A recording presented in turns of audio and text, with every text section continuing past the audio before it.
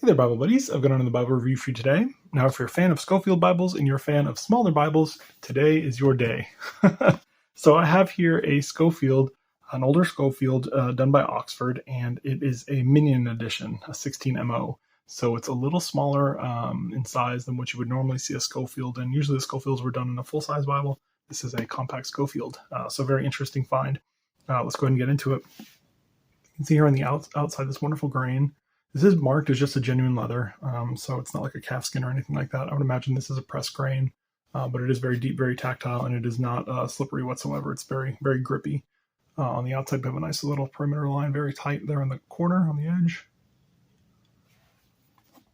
On the spine, we have Holy Bible Concordance, and then Scofield Reference Edition and Oxford on the bottom. The rib indications are just barely there, and there's 2, 4, 5 of them, but it's just a kind of a double line. Very light indication there of each. And the perimeter line continues on the back. And then we have that wonderful grain again, simulated grain on the back. I would imagine simulated. But a very nice tactile grain, very grippy again. As far as the other features go, we have white, but now yellowed head and tail bands. This is a very weird color, gold gilt. It's like a copper almost. I don't know how to explain it. I hope the camera's picking it up because it's not like a yellow gold. It is like a copper, maybe like a bronze. Almost reminds me of like an old band instrument coloration. So very neat, very unique. The ribbon is just going to be a single-sided satin black ribbon. This one's held up fairly nicely over the years, but yeah, just kind of standard fare for the time. Go ahead and get into it. It is an edge line construction. We'll take a look here at the corner work, very tight, very well done. Look at that corner, that's insane. How nice that is. Very nice corner work. It's been done. It does have that kind of Saffiano paper, meant to mimic that Saffiano leather. So it's like a nice texture there. Some kind of cross-hatching going on. Have a little dedication there. And a few blank pages, very thick pages, perfect for dedications. Then we have our title page. I'll show it to you guys there if you want to pause it. And it is the Scofield Facsimile Series No. 2, which I think is a standard one. It's the one you see most of the time. And then you can see here on the side that it says Minion 16MO, blackface references India. So Minion is the model, 16MO is the size, and then blackface is the type they used, references indicating obviously it has references, and then India indicating that it's on India paper. And now this paper has oxidized a little bit, but it certainly still has a lot of its kind of zest. I don't know. It has whatever makes India paper so nice. It's still got it. So I'll go ahead and show you the back side of the page there with the copyright information. Then we have our introduction. The preface to the present edition. A panoramic view of the Bible. How to use the subject references. The Pentateuch. And the first book of Moses called Genesis. Actually, I'll go ahead and let you guys take a look here. So we have up at the top some study helps, or like a quick overview of Genesis. And then in the middle we have the actual biblical text. You can see only a couple verses here, 4 verses on this first page. And then we have a whole bunch of notes on the bottom. See Scofield's notes. We'll flip a few pages. And we can see that it is, and I talk about this on occasion, it does have overcast stitching, right? So you can see that additional line of stitching there. But this is what I mean when I say sometimes it'll have the overcast stitching, but it still pulls apart from the text block.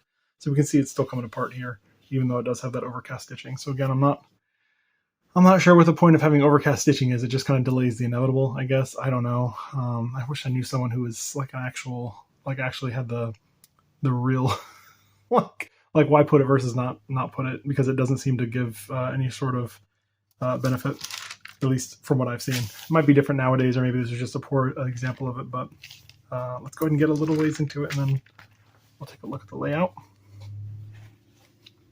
So we have the book name up in the top center, then we have the starting chapter and verse, and the ending chapter and verse. Same on the side, starting and ending. Then we have our page numbers in the bottom center. There's a double column verse by verse. It does not appear to have any sort of Pilcrow markers indicating the paragraphs, so it's kind of a miss there. You do have the chronology up at the top of the center column. And there's a sample of the references, the cross-references. You have kind of subject headers running throughout the text. There's one, and there's another. You have a double line drop cap at the beginning of each chapter, and then kind of a little separate chapter call out there. Here's an example of footnotes. Probably would have been better served to show you Genesis footnotes, but there's an example of them nonetheless. So we'll go ahead and flip through. Get to Psalms. Now I have a few CI Scofield editions, so I will be sure to review those kind of as I get through the collection, and I'll do a comparison video later on, because I do have a full size, and then I have I think it's Church Bible Publishers produced like a custom version of it. I don't even know if they still do, but I think it's the equivalent of like a large print, so it's even larger than the full size version of this. But I'll do comparisons when I get around to it. Oh, I went a little too far. Got busy talking. So Psalms. Here's 119. We can see that it does have the Hebrew letter indicators there. I'll take a look at. I'll show you guys the footnotes for the Psalms, and then we'll look at the paper. And again, this is Oxford India paper, so it's very nice paper. Has oxidized a little bit, but we can see there's very little show through. Now, one of the things that I've criticized the paper on, is the fact that it's so thin. This one, however, doesn't feel to be as thin as what I've had in the past, so it's a little easier to turn. Not as easy as some stuff, but easier than normal India paper that I've come across. It is fairly textured too, so it does have a nice texture, makes it kind of aids in that flipping process. All right, let's go ahead and get to the New Testament. If I remember correctly, I think it's just a black letter text, but we'll get to the beginning. There we have the end of Malachi. Right there, technically. Then we have from Malachi to Matthew, a little article in the intertestamental periods. Then we have our New Testament title page.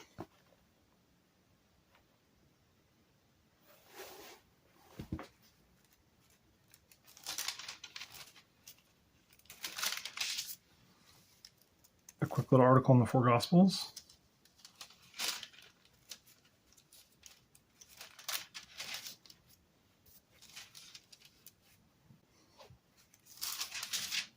We have Matthew.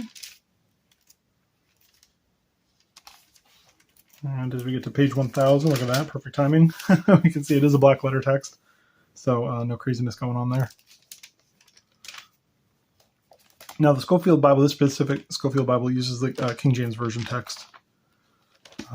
So I know they did a couple other editions of the Scofield, or I think they used like the NIV, and they had a couple other ones, but this one is King James. Let's go ahead and get to the end, and I'll show you whatever there is back there. There's quite a bit of notes on Revelation. I'll show you some of those.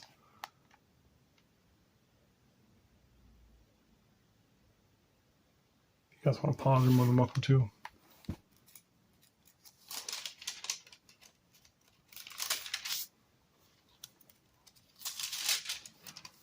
It's kind of weird there. So it wraps up with the end at the bottom. And then we have the use of the index, and then it goes into the index. It's kind of weird. There's no separating page or anything. Just like on the back side of the biblical text there. We'll flip through the index. It's fairly short.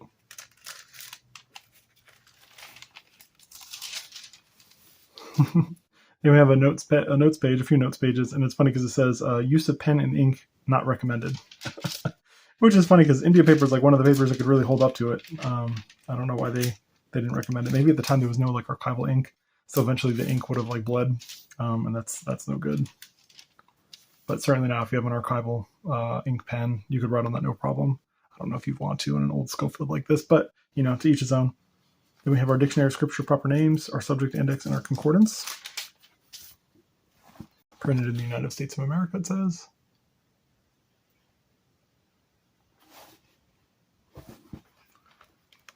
go ahead and flip through that. Right at the end, there we are. So that's the end of the proper names, and then you have the subject index to the Holy Scriptures. I still kind of fuss with those India paper, I'm not even going to lie. Then we have our concordance to the Holy Scriptures. There are some examples of the entries.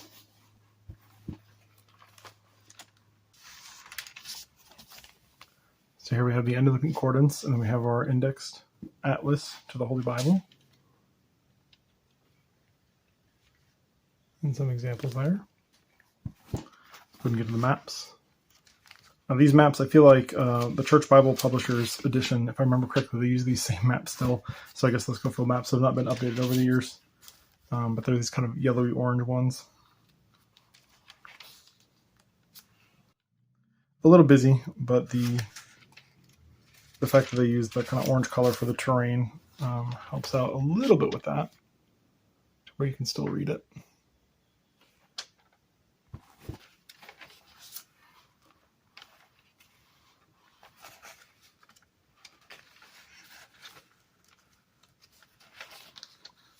Then we have a blank sheet, a couple of them there at the end. We have a little code stamped, and I'll let you guys read that code. Somebody might say, see, that's proof against Scofield. But I'm not going to make a comment either way. I'll keep going a little bit. We just have some kind of thick end sheets there in the end of the Bible. So that's it. Yeah, I know C.I. Scofield is a little, some people have their, people always have their opinions on biblical teachers. So if you're a fan of Scofield and you like more compact editions, this might be the one for you. Certainly keep an eye out for them on eBay. I think the only way that you're going to be able to easily tell is, obviously if they provide measurements, but I feel like almost nobody does that with Bibles on eBay. So you probably have to look for that Minion 16 ML on the title page there to let you know that it's going to be one of the smaller sizes. And certainly, always ask for the kind of that title page, the title page here. This has a lot of information that's very useful to you. You can see if it's the Facsimile Series No. 1 or No. 2. Actually, this looks like it's No. 1. I think I misspoke earlier. I said it was No. 2. Yeah, so this is Facsimile Series No. 1. Okay, so again, you can check and see if it's Facsimile Series No. 1 or No. 2. You can check and see the size, layout, all that kind of stuff. So super useful. Super useful to have the title page. Let's go ahead and get some measurements, and then we'll go from there. As I say. All right, so it comes in at 7.5 inches tall by 5 inches wide, right at on both, and about an inch, just over 1.1 inches thick. So very trim size, very portable size. If you're a fan of Scofield, this would be the way to go if it's something you like to tote. Let's go ahead and take a look at the biblical text size. Start with the Y and Ye. Ye. Kind of a smaller size, obviously. This is a smaller Bible. Comes in at 7.5 points versus Times New Roman for the uppercase. For the lowercase, we'll use the A and the N and.